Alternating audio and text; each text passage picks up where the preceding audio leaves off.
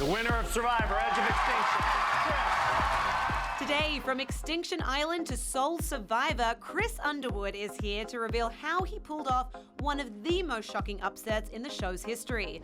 Penny and Mayra drop by to talk Texicanas. If I stay here, I'm going to punch her in the face. And for dessert, the one and only Cake Boss is in the studio to serve up his new season. Ole! This is your reality check.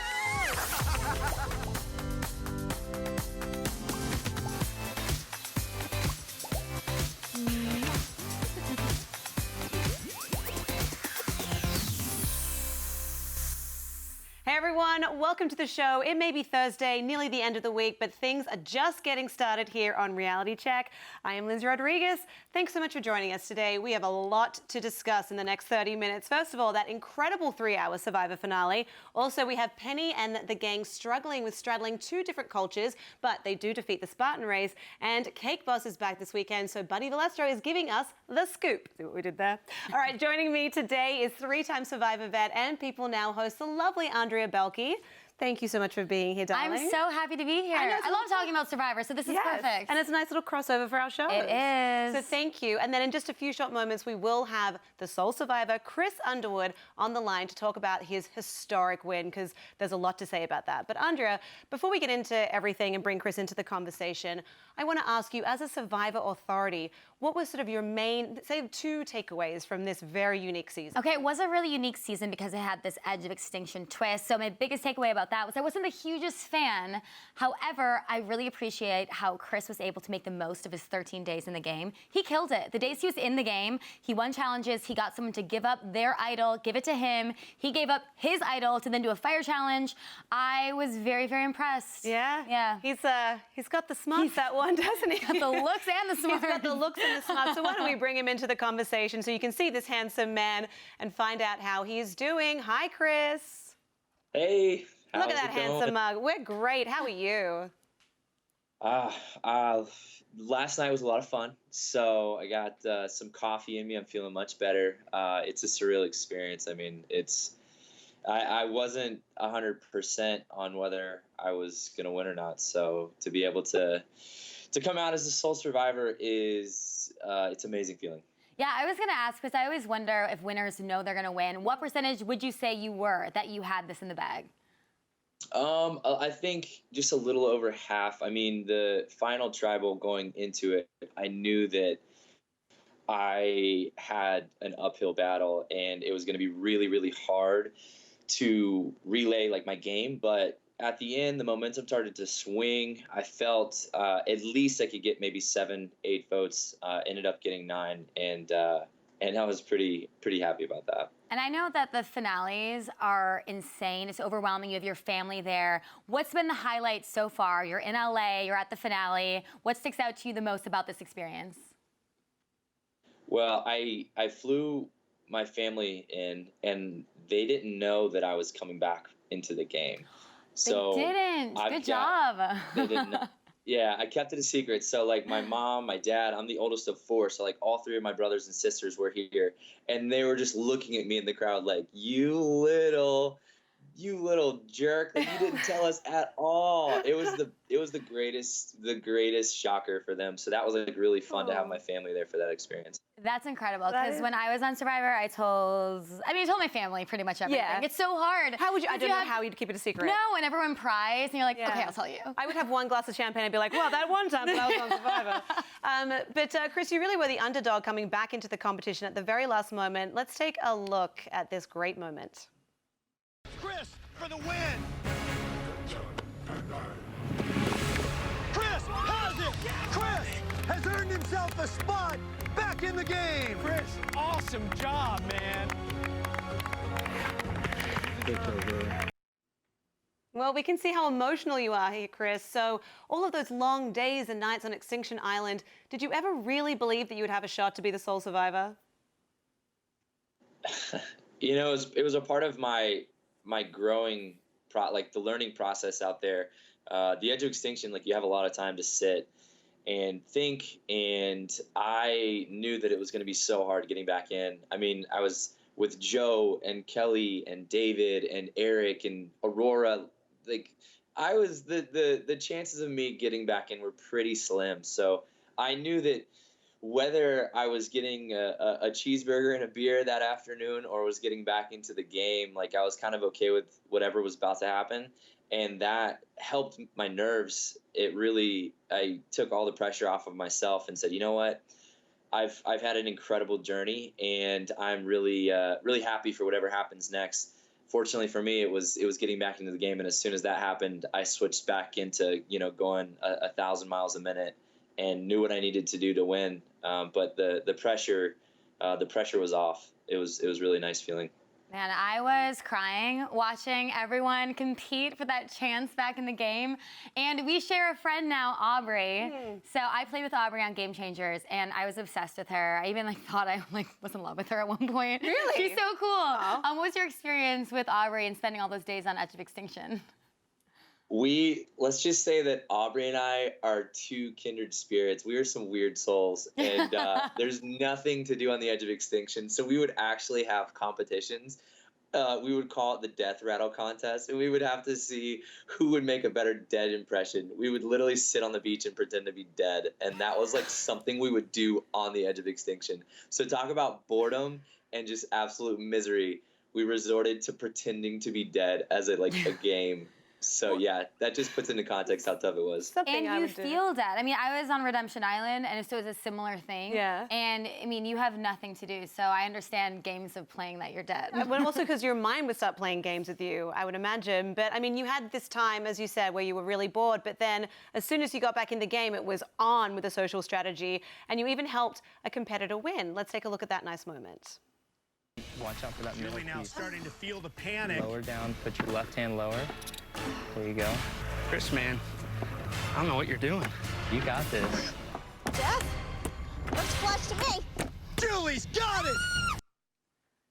So as Andrea and I were talking about before you joined the conversation, I mean, you got the smarts, my friend. So you actually said that that was a basic sales technique that you were using. Can you elaborate on that a little bit? Oh, no, I think the sales technique was actually what you were doing for getting the idol, correct?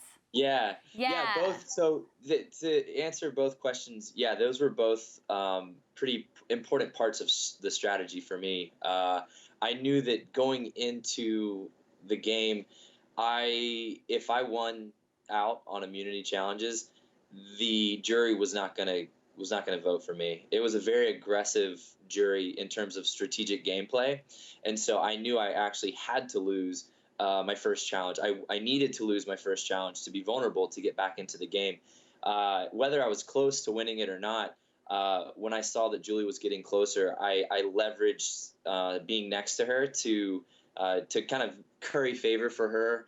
And at that point, I knew that Rick had an idol. So if she took me on the reward challenge, it would allow me to get more intel and kind of figure out what Julie and Lauren were thinking to then report back to Rick and figure out who we were going to vote for, knowing that he was going to be safe.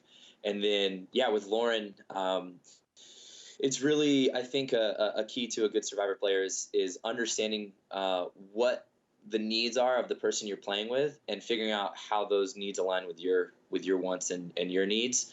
She needed to play the idol correctly. I needed her to play the idol incorrectly. And I told her that Kelly really told her she needed to do it the right way. At that point, again, I'd already known that Rick had an idol. So if I could get her to play that for me and play the vulnerable, puppy dog eyes, like, please save me, and she promised she would do that. It was part of what I had to do to earn the respect of such a difficult jury. I mean, I had to go into the game swinging, and I had to be on all cylinders. And so it wasn't a matter of making contact. I literally had to hit a home run or strike out, and I had to hit a home run multiple at bats. And so I feel like I did that. Yeah, you really did. She even said you played her like a violin. And in that last challenge, you won the coveted immunity that put you in the top 3, but you still continued to shock viewers. Let's take a look. I am offering up my immunity necklace. Oh my. Giving it to Julie. For real? This is yours, Julie. And I will be making fire against Rick Devens tonight. Andrea, I really need to know, would you have ever given up your immunity in any of your goes? I mean, no, but I wasn't in a situation like this. Like Chris knew that he had to do something in these big moves so the jury would respect him. And Chris, like, that was so brilliant because it was a huge risk. And you know, it was such great television. Yeah, so I mean, I was saying it before, but with the days that you were in Survivor, like, you really capitalized on.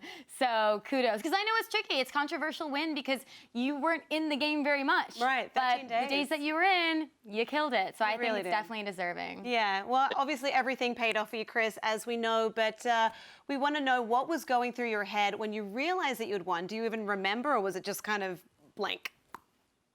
Yeah, I mean, I'm recently married. I got married 3 weeks ago, so all I could think about was getting down there and hugging my wife, and it's been a journey, kind of staying in the shadows, right, for so long, because we didn't want to spoil who got back into the game. So being able to finally live that out was like, it was amazing, and having the support of my wife there. I mean, she was all teary. She was like, "I'm so proud of you." I was like, "Thanks, babe. I love you."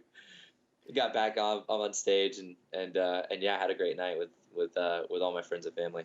Oh, well, it's amazing. Well, congratulations. Yeah, especially on the wedding. Yeah, awesome. Congratulations on a game well played. Congratulations on your beautiful new wife. And a huge thank you to you, Andrea, for being here and giving us your insider expert knowledge on the show. I think the next season has really big shoes to fill. Would you guys agree? I agree. Yeah, Chris, what are your thoughts? Yes? Absolutely. Yeah, looking forward to seeing some of my favorites on TV again. Definitely. Thank you, Chris. Thanks, Chris. Best of luck in everything that you do next. We are going to take a very short break, but joining me in the studio when we return will be the stars of Texicanas to talk about the conflict on their new show. So don't go anywhere. We will see you soon. You guys don't want to be friends? Yeah. Let it be.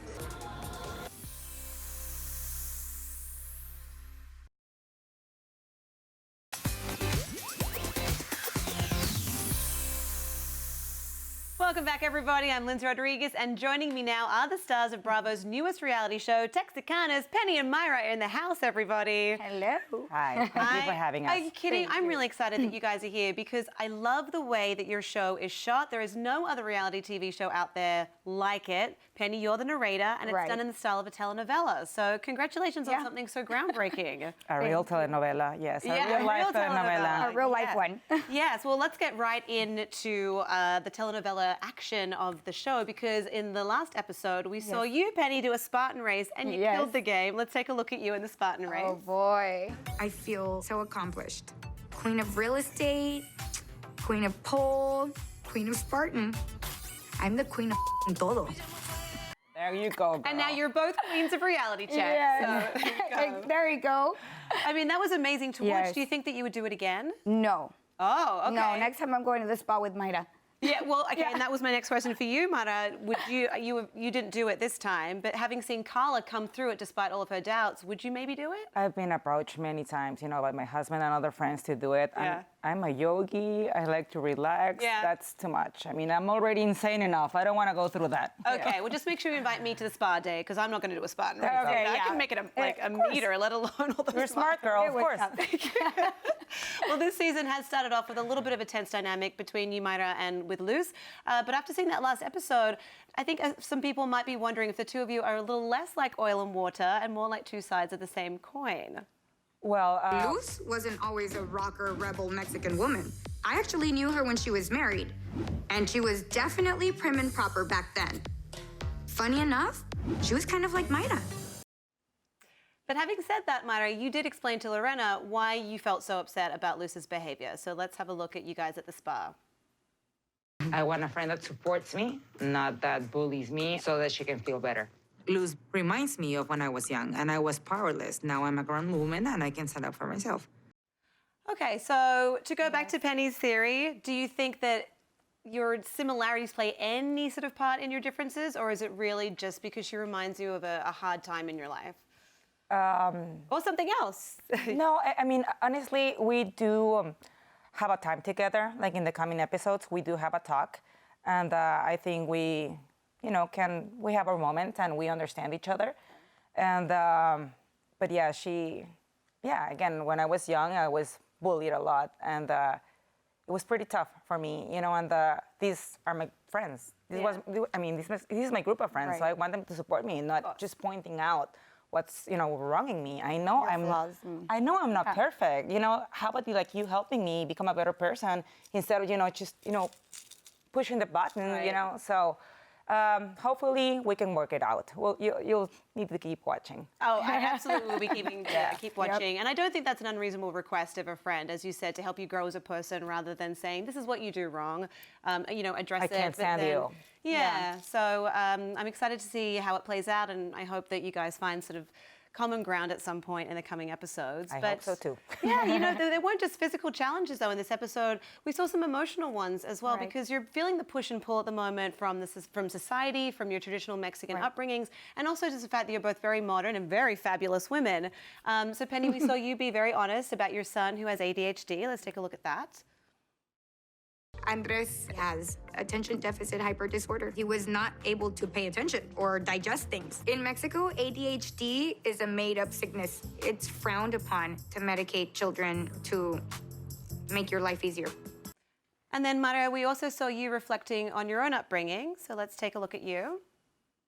I was raised, you know, with a mom that was always telling me you have to be perfect, and anything less than that, it's just not accepted. I never felt completely loved by my parents. I always thought that I was flawed. So Mayra, I can see you getting emotional just at watching that clip. How has your upbringing affected the way that you parent your own children? I'm actually trying to be more easy on them, more patient, and I want them to understand that they don't have to be perfect. And for me, they're perfect already. Yeah, you have a beautiful... I'm getting emotional. You have a beautiful family, and I think you're doing great. So, yeah, to remember that. And then, Penny, how... Oh, you're getting... Now I'm crying. We're all just crying. Now bring out I'm the crying. tissues. No, bring out Cake Boss. Bring us some cake. Right? Yes. We need the sugar. Yes. Penny, how's your son doing? Well, you know, those are a lot of things. I mean, not even Mayra knew situations that I was going through with my son, because it's such a taboo, and it's things that you don't talk about, you know, in our culture. And I didn't really realize that until we were actually filming. And I'm thinking to myself, you know, my husband's against me, my parents, my in-laws, everybody. But then again, I'm trying to help my child, you know, and it was difficult because I'm also a working mother, and I just want the best for my children. And I felt like I wasn't giving them enough support. I wasn't with my children enough. I think every mom has that push and pull, though, don't they? Especially if you're a working mom, you're like, when you're at work, you're away from your kids, but then when you're with your kids, you're like, I should be furthering my career.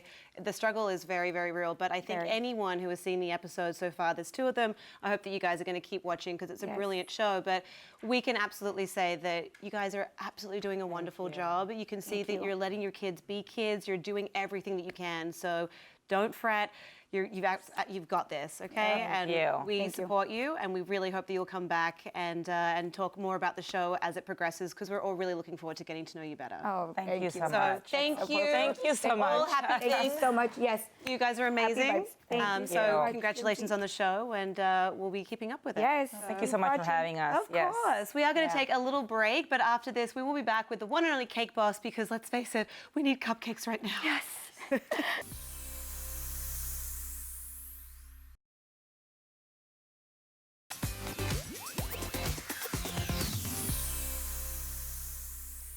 Welcome back to the show, and what a show it is today, because joining me now is the father of the flour, the overlord of the oven, the cake boss himself, Buddy Valastro. Welcome. Hey, how you doing, buddy? Doing? Do you like that I just gave you an extra couple of nicknames? Yeah, I actually like some of them. I might use them. You're pretty funny. That's fine. Thank you. And now we have it on camera that Buddy thinks I'm funny, so let's keep that. Yeah. And let's also take a look at what's to come on this new season of Cake Boss. It airs this Saturday, May 18th on Discovery Family, and it looks like it's going to be a good one. New season, new challenges. We're looking to get a fire-breathing dragon cake. Fire-breathing dragon cake. Same family you love. The cake, not me, the cake. I didn't realize what was missing from my life until this moment was a dragon that breathes fire as a cake. And now it's all I can think about, so thank you. Oh, well, my absolute pleasure.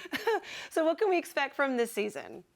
Well, you're going to expect a lot of amazing cakes, kind of like that fire-breathing dragon one, which was probably one of the hardest cakes that we ever had to make. Can imagine. Because, yeah, you didn't want it to burn its face off, but it had to spit fire. Yes. And we had to play with pyrotechnics that we probably shouldn't have been playing with.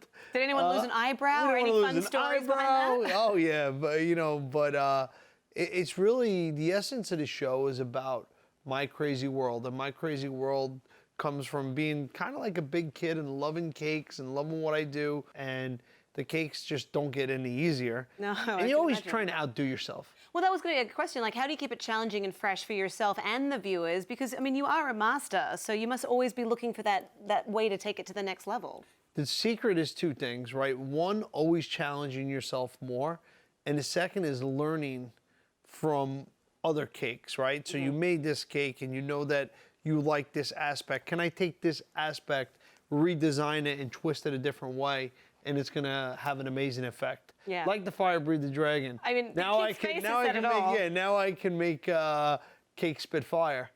Now I will never eat a cake that doesn't spit fire. Hello, what the hell, Come on. We're really excited for this new season. So as I said, May 18th, it premieres on Discovery Family. I know that you'll have all of your loyal fans watching and just waiting to see what you do next. It's never, never dull, that's for sure. Thank you so much for being here with us today, Buddy. I hope that we get you for a little bit longer next time. Absolutely. But thanks for coming in. Thanks, guys. We are going to take a very quick break and maybe eat some cake, but we will be right back, so don't go anywhere.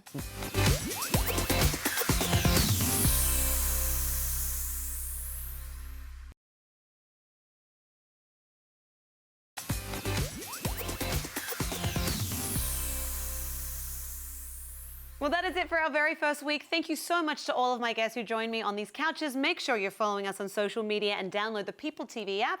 I'm Lyndsey Rodrigues, and I cannot wait to check you on Monday. Thanks, guys.